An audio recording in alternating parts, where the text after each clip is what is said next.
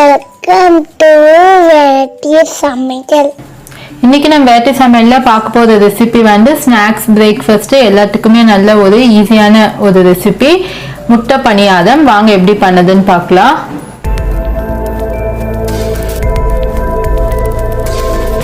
Friends, இங்கே பாருங்க, மசாலா முட்டை பணியாரத்துக்கு நான் வந்து மசாலா பண்ணலாம். இப்போ இதில் வந்து 1 டேபிள் ஸ்பூன் ஆயில் ஹீட் பண்ணி வச்சுருக்கேன். இப்போ சோம்பு வந்து ஒரு 1/2 டீஸ்பூன் ஆட் பண்ணிக்கோங்க.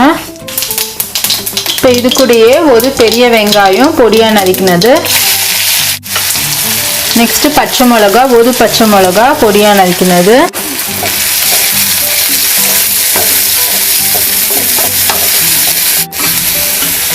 ஃப்ரெண்ட்ஸ் இது கூட ஒரு 1/2 டீஸ்பூன் இஞ்சி பூண்டு பேஸ்ட் ஆட் பண்ணிக்கலாம்.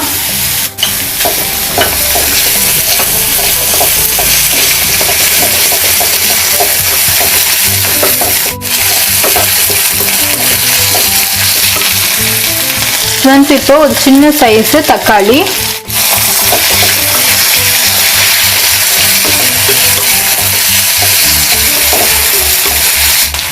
இப்போ நம்ம மசாலா ஆட் பண்ணிடலாம். நான் ஒரு பிஞ்ச் வந்து மஞ்சள் பொடி எடுத்துருக்கேன். மிளகாய் தூள் வந்து ஒரு 1/2 டீஸ்பூன். நெக்ஸ்ட்டு இந்த மசாலாவுக்கு வேண்டிய சால்ட்டு இதை நல்லா மிக்ஸ் பண்ணிக்கலாம். ஃப்ரெண்ட்ஸ் இது ஓரளவுக்கு நம்மளுக்கு நல்லா வந்து ஃப்ரை ஆகிடுச்சு. இப்போ இதை ஆஃப் பண்ணிடலாம்.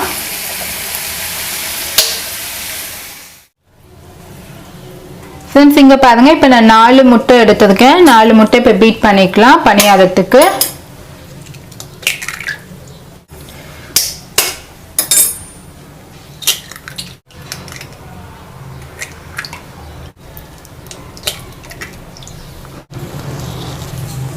ஃப்ரெண்ட்ஸ் இப்போ இதை நம்ம நல்லா பீட் பண்ணிக்கோங்க.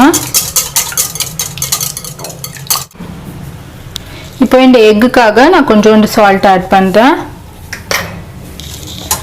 நம்ம ஆல்ரெடி வந்து மசாலாலேயும் சால்ட் ஆட் பண்ணியிருக்கேன், அதுக்காக நீங்கள் பார்த்து ஆட் பண்ணிக்கோங்க. இது முட்டைக்கு மட்டும் இந்த சால்ட் ஆட் பண்ணியிருக்கேன். இப்போ நெக்ஸ்ட்டு பைண்டிங்காக இந்த அரிசி மாவு வந்து நான் ஒரு 2 டேபிள் ஸ்பூன் எடுத்துருக்கேன். இதையும் ஆட் பண்ணிக்கோங்க. ஆட் பண்ணி கட்டி கட்டியாக வராமல் நல்லா பீட் பண்ணிக்கோங்க.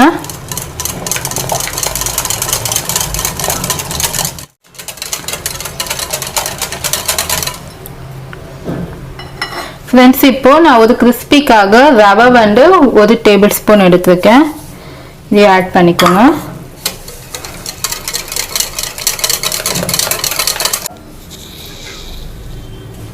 ஃப்ரெண்ட்ஸ் இப்போ நம்ம மசாலா ஆட் பண்ணிடலாம்.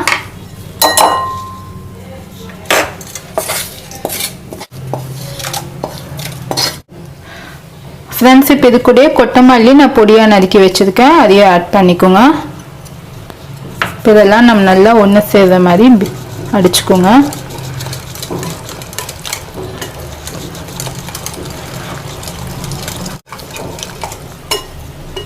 ஃப்ரெண்ட்ஸ் இப்போ இது கூட வந்து நீங்கள் வெஜிடபிள்ஸ் ஆட் பண்ணால் கூட ஆட் பண்ணிக்கலாம், ரொம்ப நல்லாயிருக்கும். கிட்ஸ்க்கு வந்து நல்ல ஒரு ஹெல்த்தியான ஒரு டிஷ்ஷு.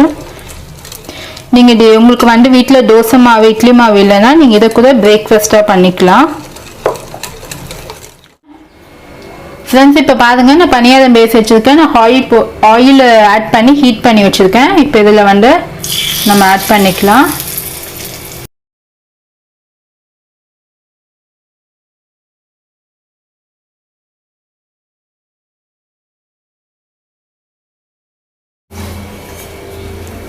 ஃப்ரெண்ட்ஸ் இப்போ நீங்கள் லோ ஃப்ளேம்லேயே குக் பண்ணுங்கள். உள்ளே நம்மளுக்கு முட்டை நல்லா குக் ஆகணும்.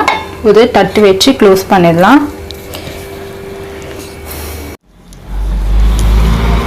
ஃப்ரெண்ட்ஸ் இப்போ பாருங்கள், இப்போ ஓப்பன் பண்ணி பார்க்கலாம். நமக்கு ஒரு சைடு வந்து நல்லா பஃபியாக குக் ஆகிருக்கு. இப்போ இதை அப்படியே பொறுமையாக டர்ன் பண்ணி போடுங்க.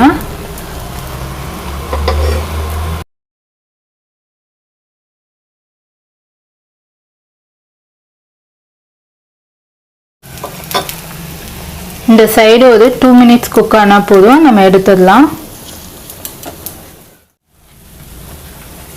ஃப்ரெண்ட்ஸ் இங்கே பாருங்கள், இப்போ நம்ம பிளேட்டுக்கு ட்ரான்ஸ்ஃபர் பண்ணிடலாம். நமக்கு 2 சைடும் நல்லா குக் ஆகிருக்கு.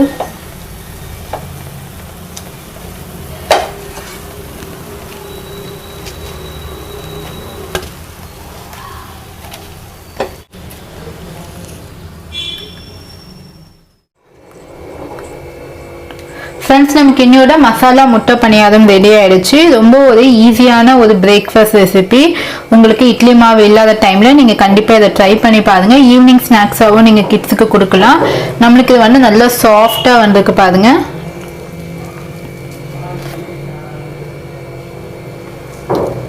ஃப்ரெண்ட்ஸ் இந்த ரெசிபி உங்களுக்கு பிடிச்சிருந்தா நீங்கள் வீட்டில் ட்ரை பண்ணிவிட்டு எனக்கு உங்கள் ஃபீட்பேக்ஸை சொல்லுங்கள், உங்கள் ஃப்ரெண்ட்ஸுக்கு ஷேர் பண்ணுங்கள். இது வரைக்கும் என்னோட சேனலை சப்ஸ்கிரைப் பண்ணலன்னா சப்ஸ்கிரைப் பண்ணுங்கள். பக்கத்தில் இருக்க பெல் பட்டன் கிளிக் பண்ணால் உங்களுக்கு லேட்டஸ்டான நோட்டிஃபிகேஷன்ஸ் வரும். சுவையான உணவுடன் ஆரோக்கியமான வாழ்வு. தேங்க்யூ.